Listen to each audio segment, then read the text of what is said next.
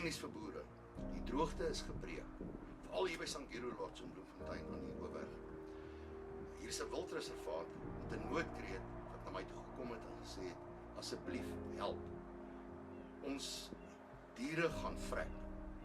Ek het onmiddellik al my kennis wat ek gehad het oor hidrofoniese sisteme, het ek gaan inspan en ek het binne 'n week aflewering gekry van die sisteem wat ek weet vandag die weggol resep in die wêreld is.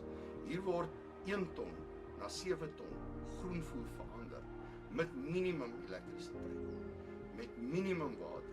Dis ook die oplossing. Ons kan ons water daar in die wêreld kan ons spaar deur hierdie stelsel te gebruik, maar mense moet asseblief na byns toe kom, alle boere. Ek nooi julle vriendelikheid. Kontak vir Jan van Deventer by die telefoonnommer hieronder en maak met hom 'n persoonlike afspraak om kom beleef en sien die waarheid. Ek kyk jou vandag in die oë en ek sê die droogte is hier